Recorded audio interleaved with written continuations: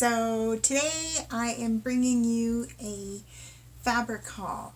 I picked up these fabrics recently and I thought you might be interested in seeing some of the knits I'm going to work on for the spring.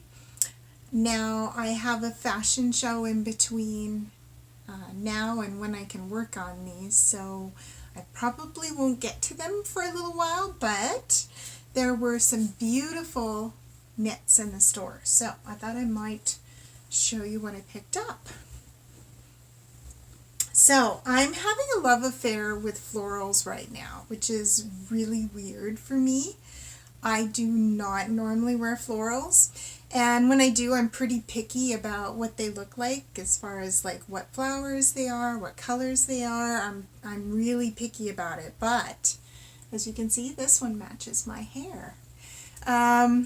But yeah, I'm having this love affair with florals again lately, and there's something about them that reminds me of like the late 90s when floral dresses, well, maybe a little earlier than that, probably mid 90s to late 90s. Floral prints were huge, huge. All the grunge dresses and all of that stuff. I'm from the Seattle area originally, so I remember wearing a lot of that stuff. And we would mix it with velvets. We'd make a lot of those broomstick skirts were a big thing, or I would make them. Broomstick skirts were very popular back then, and that's sort of a crinkly fabric.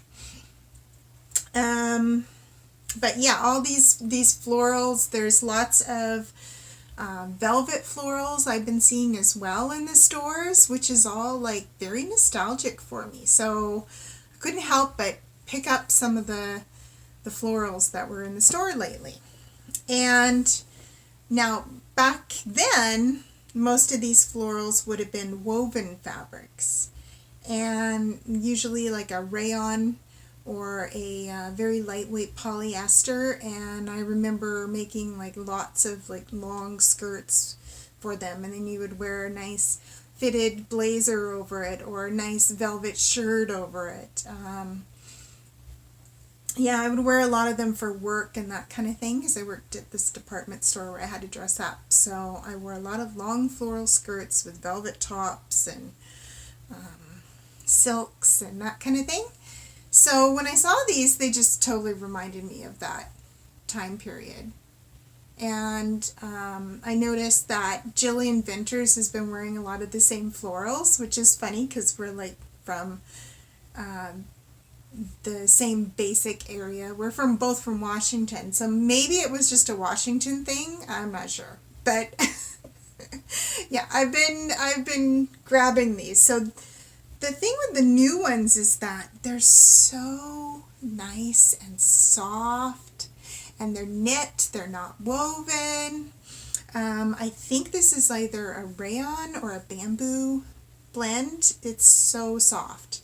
Beautiful 60-inch width knits, and I picked up 3 yards of it thinking that I'm either going to make long dresses or I'm going to make long skirts or maybe some shorter circle skirt kind of dresses. So 3 yards is usually kind of my safe number if I'm going to do a dress or something else like that. You could probably get 2 tops or a skirt and a top out of 3 yards. So that's the first one. Then I have a black background with kind of pinky flat. Again, it matches my hair. Like, how can I resist that? You know, and I'll probably wear this with probably, I'm thinking this one might be a dress, like a short dress, and then I can wear like a nice cardigan over it in the summertime kind of thing. This is not what you'd typically think of as gothic, but screw it. I'm doing the grunge floral. I'm branching out. I'm doing something different. Usually I am always dressed in black, and every time I go to put like fashion photos up on Instagram, it just reaffirms how often I wear black. And I really need to put some color in there with the black, just so that it's not so boring. Now this one is totally out there for me. So this is more of a, I guess you'd call it a pinup kind of material with the leopard print. But I have seen some really adorable things made out of this leopard knit print that I've seen on Instagram, and that a lot of people are using the Gertie pattern. Let me just grab the Gertie pattern.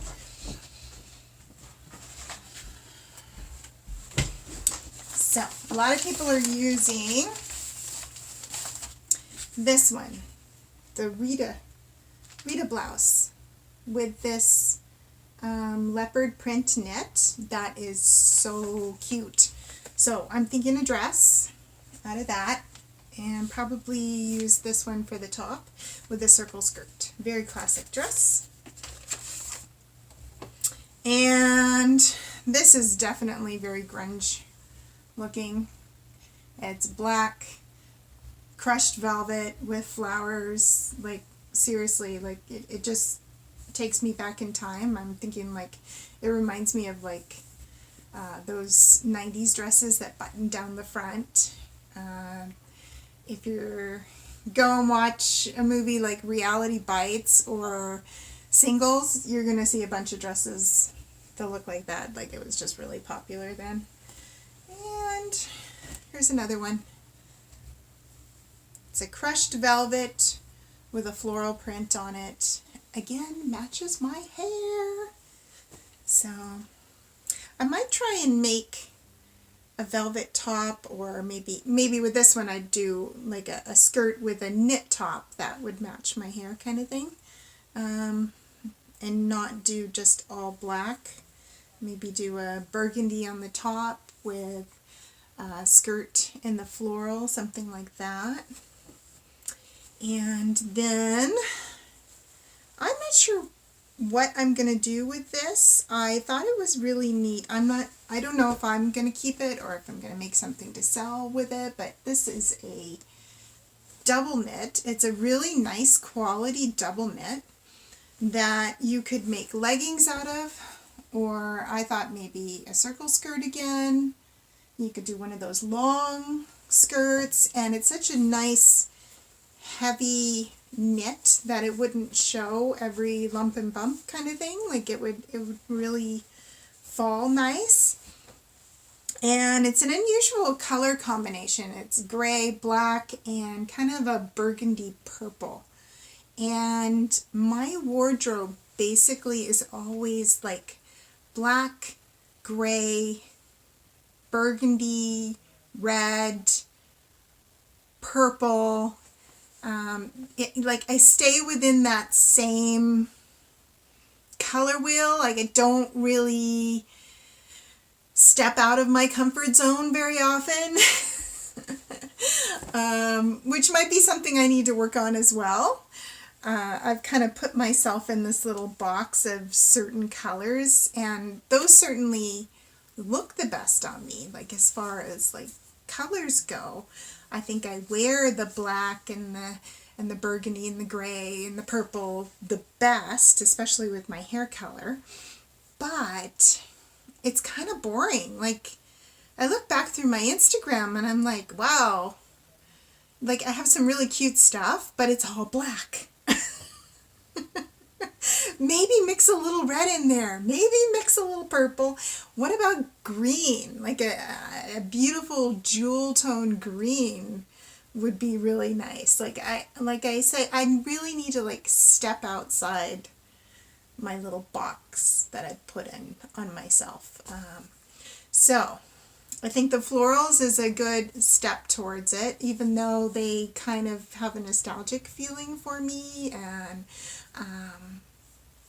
that's why I was kind of drawn to them, but still, they're a little outside my comfort zone. We'll see. Like, I have made things that are really colorful, and I thought to myself, I'm going to wear it because this is an awesome print, and I'll definitely wear it, and then it just sits because I'm weird about color.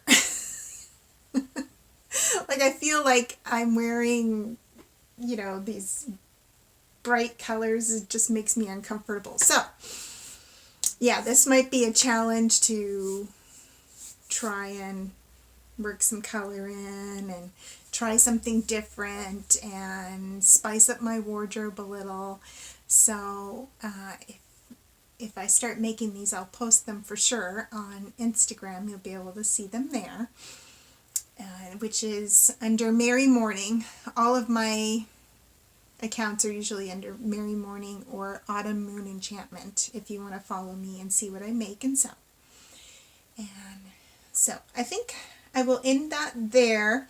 A lot of these fabrics, in case you are wondering where you can get them, I bought them at a local store called Lynn's Mill, but I think a lot of them are Telio fabrics. So you should be able to find them online, and they're not that old. They're from about 2 or 3 weeks ago, so they're not out of print yet, so you should be able to still get them. The velvets are a little older. I know I've seen them in the store there at least for a year or so, so I think those are older, but these knits are newer. So you should be able to still find those, and probably check online with like fabric.com or Mood Fabrics. Those ones carry a lot of Telio knits, so you might be able to find them there. But I've said before, I don't tend to shop online very often. I usually try to do it in person because we have beautiful fabric stores here, so I don't tend to order online very often unless it's something I can't find. So that's it. That's my fabric haul for January. That would have been the January fabrics. And now this month we're supposed to go to Toronto on Monday and go fabric and trim shopping again for the fashion show coming up. So I don't know if I'll be able to show everything that I make for the fashion show until afterwards, but I could probably get away with showing you a few of the fabrics anyways. So thanks everybody for tuning in, and if you like my channel, like and subscribe, and see you next time.